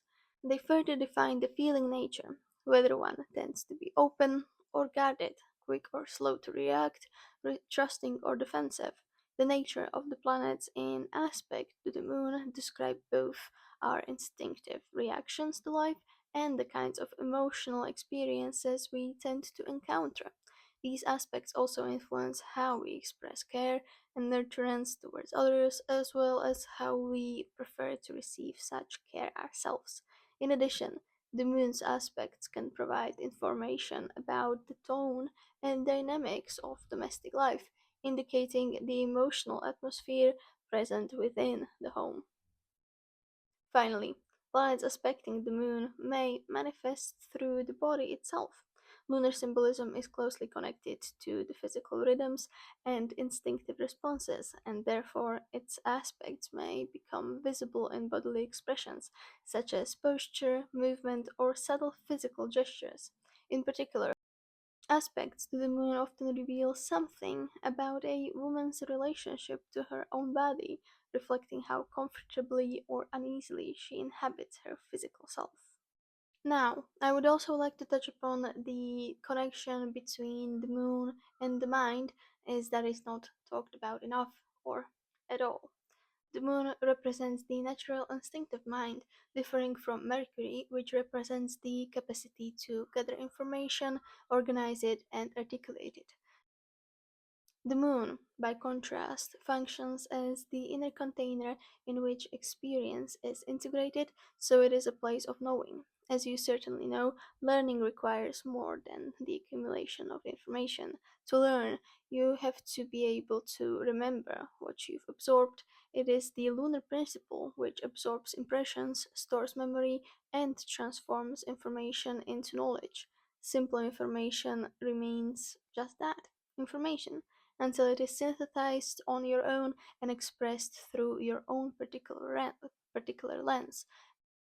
And after all, the rhythm of our emotions determines what stays with us and what doesn't. Moreover, learning that doesn't include the moon doesn't nourish you, so it doesn't include the soul, and most importantly, it will not stay with you.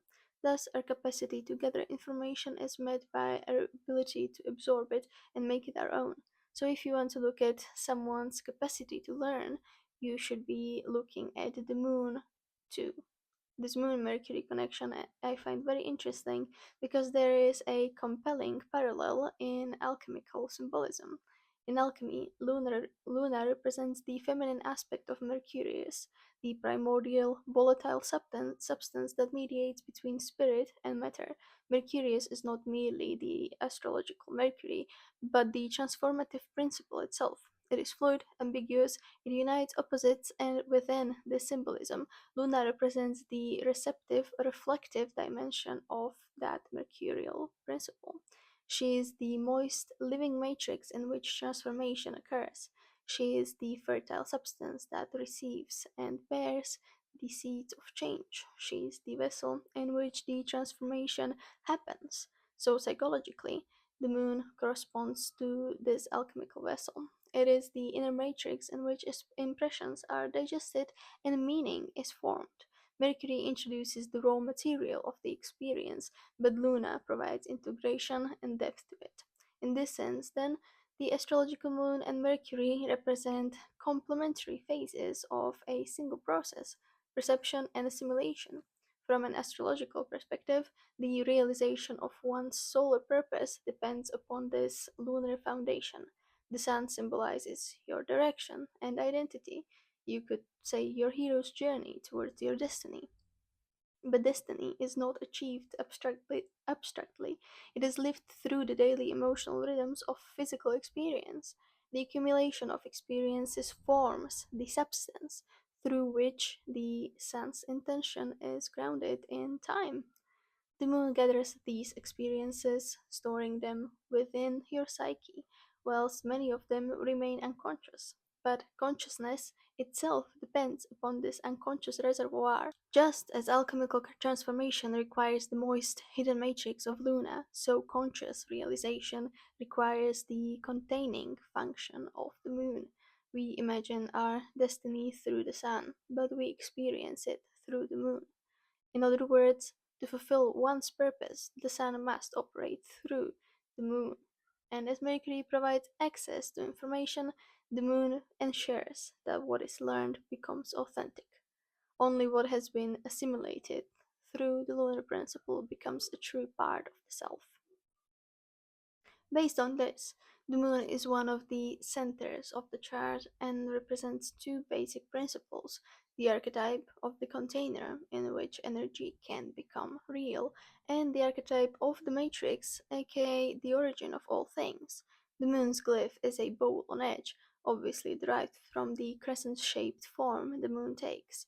It also suggests a container, just like the letter C, which gives form to limits and helps define whatever it contains. The moon is the planetary archetype of yin. It is the equal of yang, which is the sun, but the yin principle defines the circumstances under which the yang principle can manifest itself. So it is the moon in the horoscope that can limit and assist the operation of vital solar energies. The moon doesn't signify action, but without it, there would be none. But the principle of containment gives rise to another factor, even more relevant. Every living thing goes through a period prior to manifestation in which it is developing and growing, not yet ready to exist in the world. During that time, it exists in some kind of container that protects and gives it form: an egg, a womb, earth, soil, you get the point. That is the principle of the container as the nurturing matrix, and for this reason, the moon is connected to all forms of motherhood. The moon in the chart then symbolizes our home in the greater sense.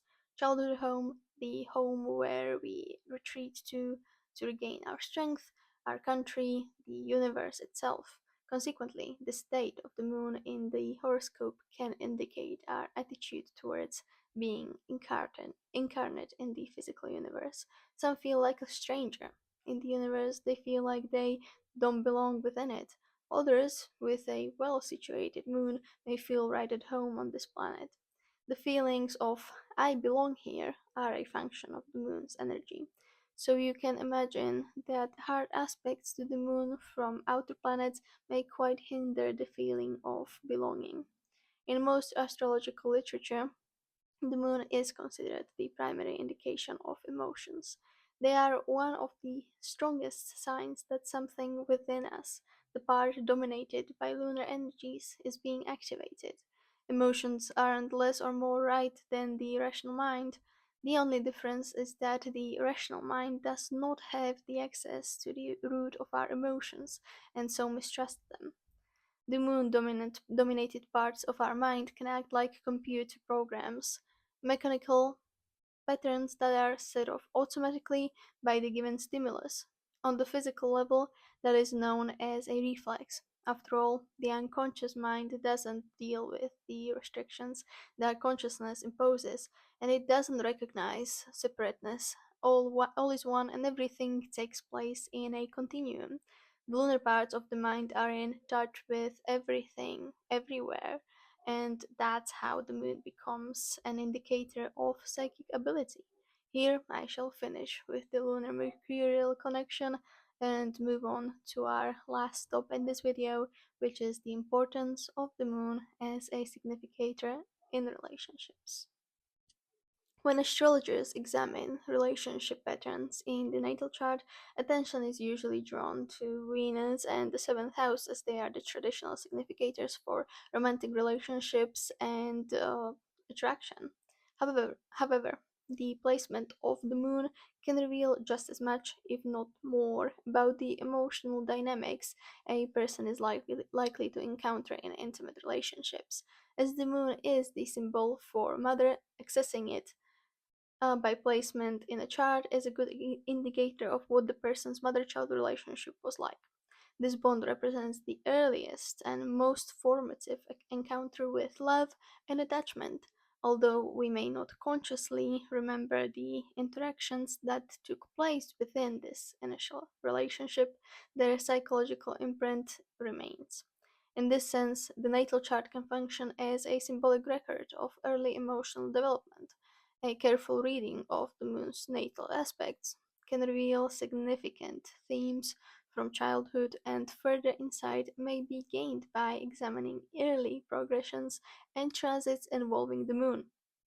Our childhood, with all its hopes and fears, is stored in the memory of the birth chart. Even as we mature and evolve, the child we once were continues to live within the psyche. The past, therefore, rarely disappears entirely. It has a way of haunting us, so the effects of that first romance will continue to reverberate through later romantic attachments. Intense relationships frequently bring deeper emotional layers to the surface, many of which originate in early childhood bonding. What transpired between a child and their mother or their primary caregiver often establishes an emotional template that shapes expectations and responses within later partnerships. It is within this first experience of love and dependency that a basic pattern for relating is formed. In adulthood, when people fall in love, elements of this early mother child relationship may be unconsciously reactivated. Essentially, we are once again experiencing something of that mother child relationship. Consequently, if the early relationship with mother was difficult, you may have been left with some large emotional scars. It is the mother child relationship which teaches us whether or not we are lovable. And when this early environment fails to provide consistent affection or emotional security, the individual may grow up carrying unresolved feelings of insecurity, anger, or deprivation. In astrological terms, an abundance of difficult aspects to the moon usually indicates that your first emotional bond did not go too well. In childhood, you probably failed to develop trust in life or in yourself, which can manifest in romantic relationships through patterns of fear, insecurity, suspicion, or emotional withdrawal. In psychological language, such dynamics may correspond to insecure attachment styles, for example, anxious, avoidant, or disorganized attachment styles. On the other hand, if you have an abundance of harmonious aspects, your bonding with mother probably went quite well and you felt safe, cared for, understood. Obviously, this foundation can become a significant advantage in later life, particularly in the realm of intimate relationships, because it fosters a basic sense of trust and emotional safety. So, in psychological terms, a secure attachment style. How I envy you. Nevertheless, even when the early relationship with mother was not ideal, the situation is not without hope. Psychological growth and healing remain possible, and working through these issues often involves developing a conscious relationship with your inner child, the vulnerable and feeling part of the psyche that still carries the memory of early experiences. By recognizing your inner child, acknowledging its needs, and learning to provide the nurturance that may have been missing in childhood, you can begin to heal yourself and your relationship wounds. Moreover, this process may also require grieving the ideal form of mothering that you never received. Allowing yourself to grieve is usually essential if you want to release the past and move on. Without this conscious releasing and recognition of your wounds, you may risk unconsciously searching for the perfect mother within your romantic partners, expecting them to provide the unconditional nurturing that you once lacked. This search is destined to fail and can only lead to inevitable bitter disappointment because no partner, no matter how loving, can ever meet the expectations of early ideal mothering. Source, trust me, bro. I have felt that bitter disappointment. The better route to follow is that of grief, as it leads straight to acceptance, and if you turn left and follow along the path in front of you, you will reach the city of self love. From the point of view of psychological astrology, for the first few months or so after birth, you don't really have a relationship with your specific mother. Instead, you are merged with the Great Mother, someone who is the world not just to you, but really encapsulates the whole world, yourself included. But by 6 months old, you begin to differentiate your I from your mother. Once your identity is no longer immersed with the Great Mother, you then have your specific personal mother with whom you create a relationship. That's when you begin to recognize yourself as a separate person. So by 6 months, you begin to form a specific mother attachment. It is only when you separate your I from your mother's I that you have to face the issues of how those two eyes are going to get along. But for the sake of modern psychological accuracy, however, I have to correct these statements a bit. In early infancy, a baby's experience is organized almost entirely around the relationship with its caregivers, who regulate their emotions and physiology, but not necessarily that they are fused with the Great Mother. It has been found that infants have a basic sense of self from birth. However, it is true that clear psychological differentiation between self and others emerges gradually over the first 6 to 8 months as their cognitive and social capabilities develop. Interjection over. So, if you are dealing with someone who isn't you, one of the first things you may feel is dread. If mother is not me, what if she doesn't like me? What if she abandons me? The baby is concerned with survival, as we humans are born unfinished, banished from the womb, naked, afraid, and dependable on others for our very survival. So, according to some psychological schools of thought, when we differentiate, we attempt to ease this fear by trying to make our mother fall in love with us. After all, if she loves us, she will want to keep us safe. Quite advanced emotional manipulation for an infant, isn't it? All of this occurs around the 6 to 8 months after birth, yeah? So, in terms of the transiting sun in the chart, what happens around that time? The first opposition of the transiting sun to one's own sun, which is a good symbol for the fact that two separate selves are encountering one another. It quite aptly indicates the emerging ego coming face to face with someone else's ego. The differentiation of identity, of course, is gradual, and the process takes several years to complete, and it certainly helps if the father is around to draw us away from mother. So, in terms of trying to find out how the first relationship with your mother went, the moon in the natal chart provides several useful interpretive guidelines. First, the natal aspects to the moon provide a general overview of how this first emotional bond was experienced. Because the moon symbolizes this earliest relationship, the planets in aspect to it often reflect the emotional tone of that initial connection. Further insight can be gained by examining progressions involving the moon, particularly during the early development, from approximately 6 months to 3 years of age. These progressions may reveal how the relationship with the mother evolved over time. Since the progressed moon moves roughly 1 degree per month, it is often useful to calculate its position at key points during infancy. For instance, when you were around 6 months old, in order to observe what planetary contacts may have occurred during that period.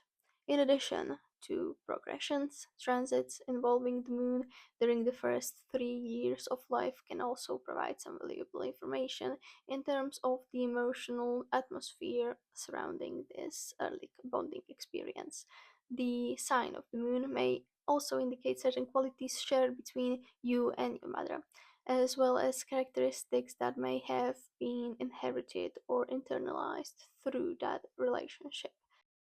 Finally, the house placement of the moon can offer insight into the sphere of life that may have occupied your mother's attention during the early years. Symbolically speaking, it may reflect the area of life towards which her energy of or focus was directed when she was not fully present with your own emotional needs. In some cases, the moon's house placement can therefore suggest the domain of life that may have competed with the child for the mother's attention during the earliest stages of development. And finally, we draw this video to a close. If you'd like to learn more on the topic of the astrological moon, I especially recommend The Luminaries by Liz Green and Howard Sasportas, which was my main inspiration and the basis for this video. However, I will also put the other recommendations, which are also my sources, on the screen and in the description down below. In the second part, we will talk about the behavior of the natal moon in all the elements, signs, houses, and aspects. I will also touch upon some of the progressed signs and houses. Then the series will continue with a video on the astrological sun. That's something to look forward to. And thank you so much for watching. Please like, subscribe, share if you'd like, and I'll see you in 2 weeks' time. Even that's Lunar. I may be psychotic at this point. Well, anyway, if you've gotten this far, I love you so much. Thank you so much, and bye!